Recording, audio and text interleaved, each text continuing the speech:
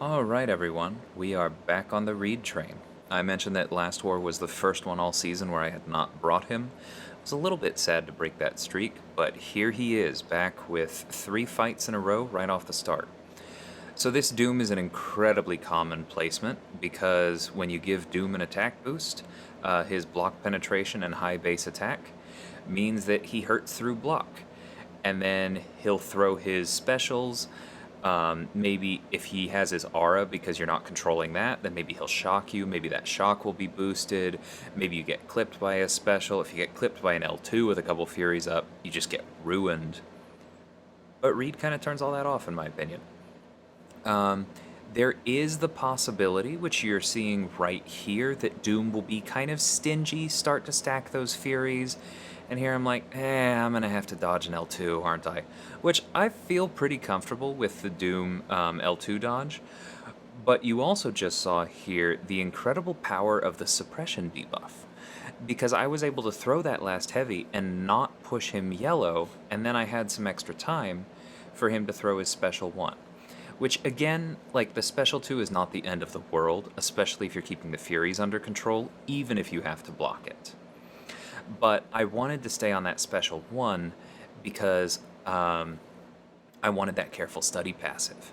Because it counts as extras, we get to stop worrying about it, and then we get that extra power gain, which wasn't critical, but it just let me throw that L1 in a good spot so that I would go ahead and have all my pre-fights. Now, it is still Doom. He's a good defender because even when a fight goes as perfectly as that, I felt like I had to heal up.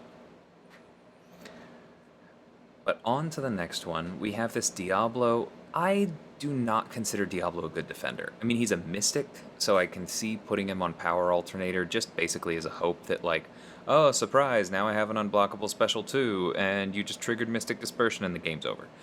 But I don't think the odds of that are terribly high. So, as usual, if we don't have a reason not to use one of the pre-fights when fighting as Reed, we're going to use all 3. Because it's just extra attack, and who cares if they're doing anything beyond that? We get them back at the end of the fight. So, because this has power focus, unlike some other nodes, the suppression is not letting us get to our special 1 before he gets to his. It doesn't really matter. Because we have that suppression up, and because I'm running Max Despair, he's already reversing his own regen, even without me stunning him. So every time he throws that special 1, well, see, now I lost the actives, because it got turned into a careful study passive, but that's okay, because power gain is good on this node. But before that, when he threw the special 1s, he was losing health. And I gotta admit, that heavy at the end actually surprised me. I thought I had some more left in this fight, and boom, crit for, what was that, 17,000? I feel like it was such a small tweak to Reed's attack values in his buff last March, I think, but man, it just feels better. He feels like a champion where once you get rolling, it's not just like, oh, this is serviceable damage, it's like, whoo, that was a nice crit. Like, I love playing him. Anyway, so back to Longshot. In my opinion, this is a significantly easier fight than the Doom that I've taken here, or the Mysterios that I've been seeing. But I guess he's put here to try and make it harder to quake or something. Anyway, not too big of a deal. It basically follows the same game plan as a lot of the other fights that we've seen here. The only thing is that if you die to Longshot, it is almost always going to be because he had Pure of Heart active and something happened with a special. So I am going to try and stun him as much as possible, even at the expense of some block damage, to make sure that I keep his karma under control. Now you'll notice on that first L1 there, this guy is running unfazed. And there's another trigger. That one did surprise me. I wasn't expecting it that late in the special, and that's just on me. Now we've had 3 unfazed triggers. I suspect JR13 here may be running this at max rank. And that's fair, because especially if this was an anti-quake placement, as I speculated, then I could see that coming in handy just by, like, freaking out the attacker, right? So I did end up getting hit with Reed, but he's still at 85% there. Ooh, now down to 84. And because I've been keeping his power so under control, I could have eaten a full combo there of all crits, and this fight still would have been completely safe. He just would have basically been feeding me power, right? Because I don't believe I take any more fights with Reed this war, so that just set us up perfectly. On to my signature node again. I haven't taken this in a while, and I think the last couple times we saw Sasquatch, I actually had given it to somebody else. So this was kind of a little trip down nostalgia. I went ahead, threw the Reed pre-fights on. I didn't mean to use Debuff Siphoner. That was actually just a misclick. Oh well. It just means that much more reversing of willpower, right? Not that that's going to be the major damage broker here. We also used his pre-fight, and as I have talked about before, his synergy with Reed, where he starts with 60% of a bar of power after a few seconds, is just amazing for this node.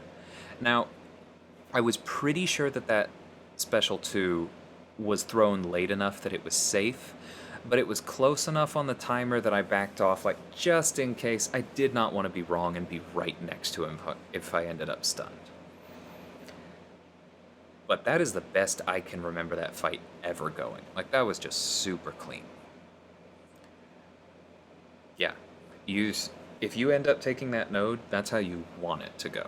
And then for all of the ways that it can be a little harder, check my other videos. So threw on that pre-fight because my game plan here is to fight Dragon Man the way I usually do when I can't stun him, which is by blocking some hits from his Special 1. And that's because that uses up his power charge. We can't stun him at all here without screwing ourselves, so that's pretty much all we could do. However, I'm going to throw those pre-fights on because I don't want him getting out of control. I don't know what level of Mystic Dispersion he's running. I don't know how stingy he's going to be. We just don't want that to be a factor. So there again, the Reed synergy comes in handy because it gave us a Special 1 earlier than we otherwise would have had it, and we used that to knock him down and get those pre-fights back. Other than that, I'm kind of treating this the way that I fight Dragon Man with Tigra, which is when he throws those Special 1s, I'm making sure that I'm ready to retaliate quickly with my heavy, because then I can knock him down, and then it's that much easier. And then of course notice all this willpower healing we're getting from blocking him. Now this node could of course spiral out of control quickly if you accidentally parried, but don't do that, right? It's going pretty well. I thought I remembered losing the pre-fights here, but no, that really just held on the entire time. I think that's about as easy as that can be. If you don't have the pre-fights, I think that somebody like Doom or maybe Claire is still safer there, but Torch works even without them, and with them, given the way his heavy works, I think it's really, really hard to top that. I mean, that was just so easy. Then we have Killmonger versus MODOK for the 800th time on my channel. There's really nothing about this node, it's just that I can't parry to reduce block damage, is really all that means. Except that sometimes I can, because it goes into cooldown, and we were able to throw that safely. So, if you can get a Killmonger over here, this really is a nothing placement. But I absolutely get why it's here, because if you brought a Claire or a Doom for that Dragon Man, then they wouldn't be good here. So I'm not saying that it's a bad placement, it just doesn't matter against my team. Let's see, I think, yeah, I messed up that evade a little bit, but it's kind of showing off counterpunches in another way, because it shows that even if you block the beginning, you don't have to block the whole thing, and then you can safely punish. And there he goes. I love using Killmonger so much, even if it's just for one fight. So moving on, we have Iron Man Infinity War on Rage. I took a pause, even though this was open right after MODOK, to go back and check my footage of the Dragon Man fight and watch for exactly how hard Human Torch crit. Now there's class disadvantage coming into play there, and I intentionally was not boosted quite as high here because I didn't want to trigger it, but I knew I was safe. So I had boosted pretty heavy.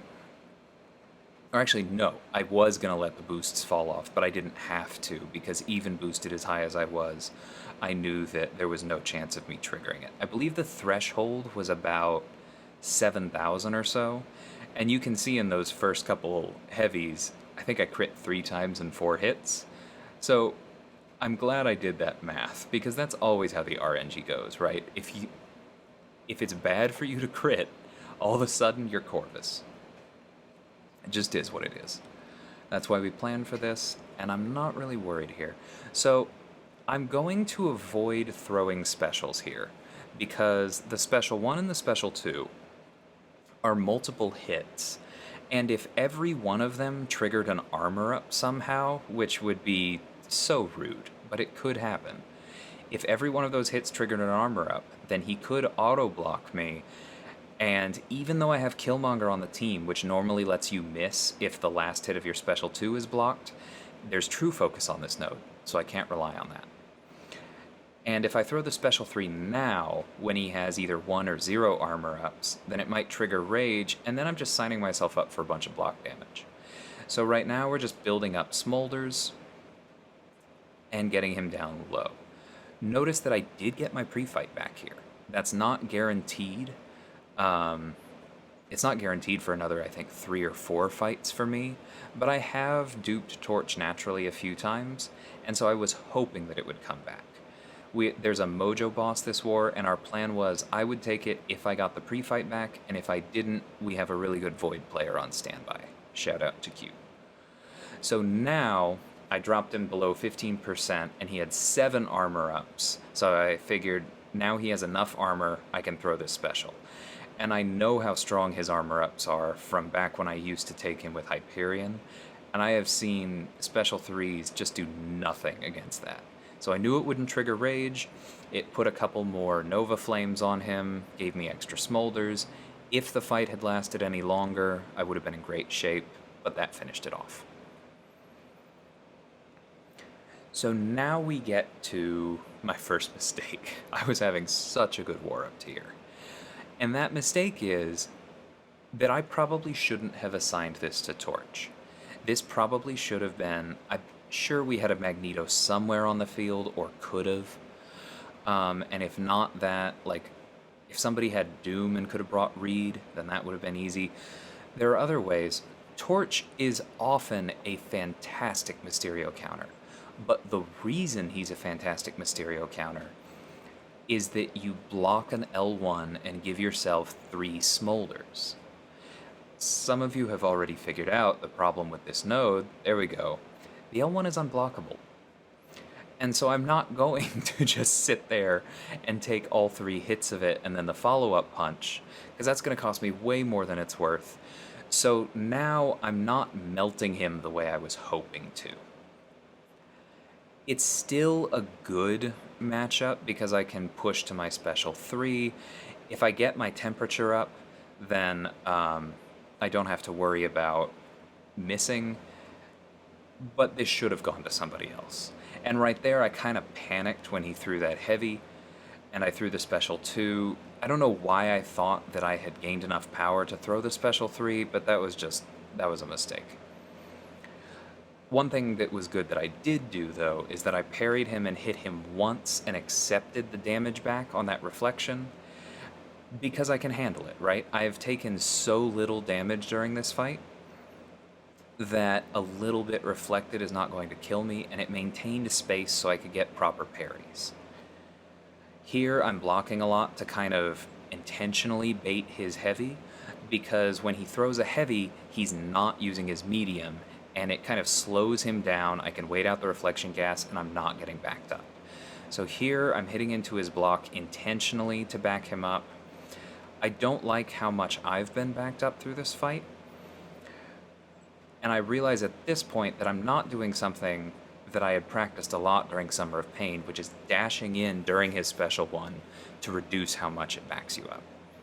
I probably should have parried some of those. Mysterio has annoying block penetration, but he backs you up less if you parry him, eat, and take some damage than he does if you dodge his medium and then dodge his lights. So there I should have hit him like I talked about earlier. Or no, sorry, that one's fine. But obviously I should have evaded that L1 a little better. Got a bunch, but that one clipped me. Not the end of the world. I finally make it to my special 3. Now I have 3 smolders, because I also threw that L1 into a block earlier. Or sorry, 4 smolders. Oh, because I got hit. That's right. At this point, if I can build some temperature, I'll actually be able to keep my temperature up. It won't fall off as quickly, and we'll be in good shape.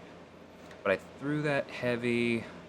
See, I'm trying to build my temperature here so that my incinerates do more damage. I probably should have done a 5-hit combo on that last one instead of another heavy, because I was already at high temperature and it would have backed him up more. Because now, see, here's where I should have hit him. I just wasn't ready for that heavy. I throw this to get some health back, but I was in Assassin's range and I didn't realize because of adrenaline that I had crossed under 18%. That parry didn't take even though I timed it right, and then I just got wrecked because I thought he was stunned. And that was a really stupid death. So that's unfortunate. I'm not going to show you the cleanup because it was super easy. But then I healed him up, I used my pre-fight, I used the remaining Reed pre-fights on this Mojo, and my plan here was basically, when I can throw L1s to get those pre-fight debuffs refreshed, great. But otherwise I'm not going to. So I noticed that charge heavy attack there, and I'm backing up. I don't turn off Dex against Mojo because of moments like that, where it's actually better for me to avoid him so that I can wait out his current prompt and drop him back down to 1. Now there's another mistake that happened in this fight that some of you may have already figured out. And that is that there was a bit of a family emergency that came up in between these two fights while I was waiting for the sorcerer on 52 to go down. Or 54, I think. Yeah, I think 54. And so I just walked away for a little while. My boosts expired. I made sure the pre-fights were there. I did all my duels. I am not boosted right now. I have not made this mistake in a very, very long time. Now, all that is fine because I've been backed up. Notice how I waited out an entire anti-life field cycle there. I didn't mind dodging those heavies at the corner. That's one of the reasons I leave Dex on, to make that safe. Just waited for the next time that I could safely burn that dexterity. I'm blocking most of these L1s in a way that doesn't trigger dexterity, but as long as I'm careful about it, I don't mind when it triggers a little bit. But here's the problem. It's going to be really hard for me to avoid dexing. I would have successfully done it if I had been a little bit more ready for that first heavy and landed it. But instead, I backed up. I should have backed up again immediately and then parried. But instead, he threw another heavy. He surprised me. I got that hater debuff on me, and it was over. Which still would not have been a problem if I had shown any wherewithal and boosted the way that I normally do, because the fight would have been over before that happened. I've laughed about it a few times. This has just been a crazy week. One of the least complainy things that happened that was the most my fault was that I just spilled about half of our dinner a couple nights ago all over the kitchen floor. There was enough for us to eat, but it's just been something like that every day, so I'll just add this to the pile. Thankfully, I did check after that Mysterio fight. I normally don't check how the war is going until the end. Often somebody will tell me, but I try and avoid that. But I checked after that, and we were up almost 20 kills. I mean, OMNI's a solid alliance with a lot of great players, but I think they were just having a particularly bad day and then had just kind of given up. You know how it snowballs from there. So don't want to throw any shade at them, but if there was a war to forget to boost, it was this. And that definitely scares me. It's not going to happen again. But I have some great news, because here is where I get to show a bonus fight. So you guys have heard me mention Stranz before on the channel. He's a very old friend. We've been in a couple alliances together.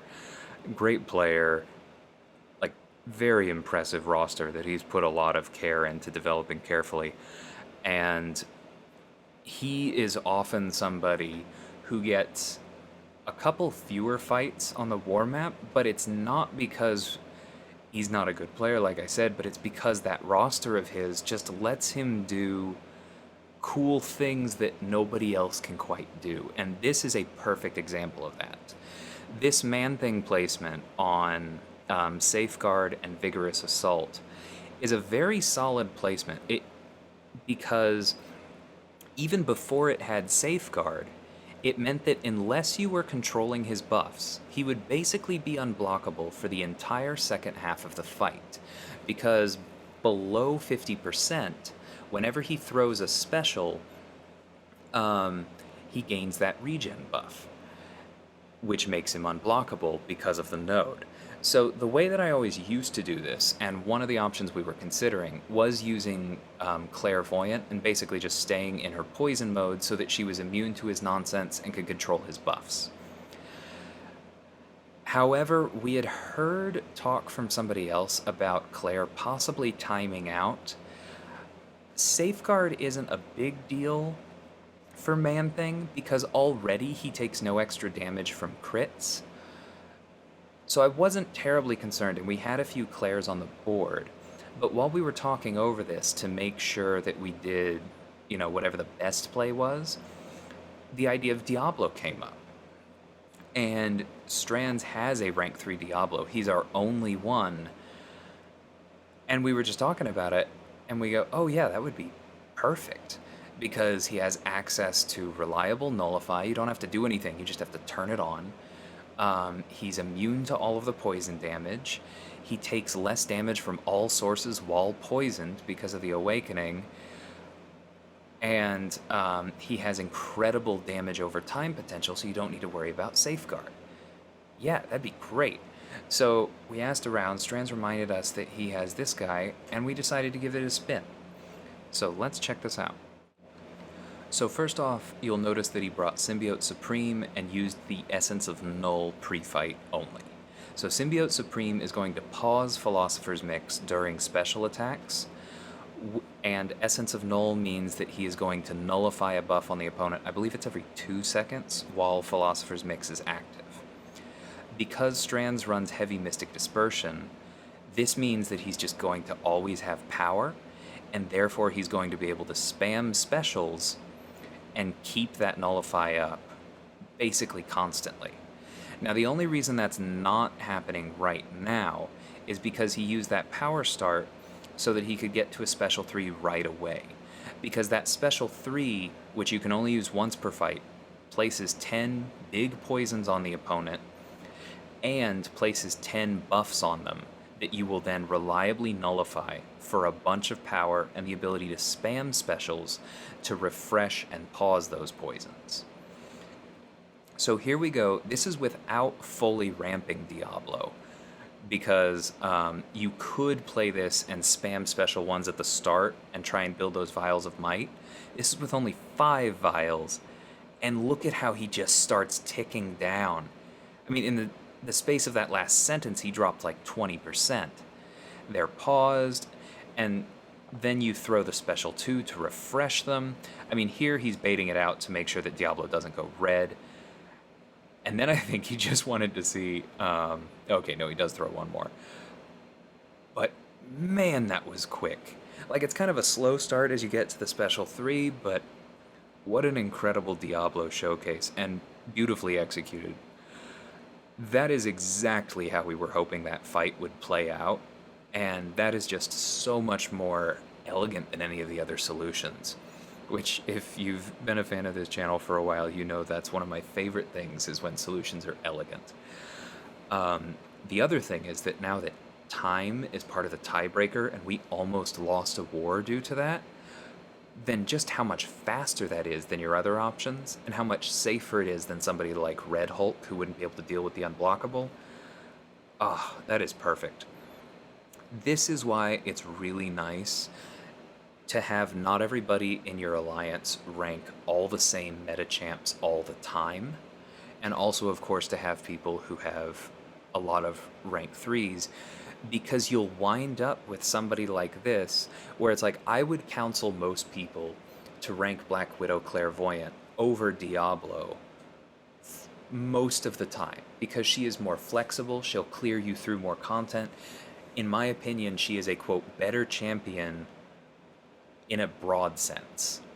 But for this fight, there's no way that Diablo wasn't the perfect call. And so it was so much fun to be able to assign that, and I'm glad Stranz, he just crushed it, man. Anyways, hope you guys enjoyed that bonus, hope you enjoyed the war, and I will be back next time. Take care.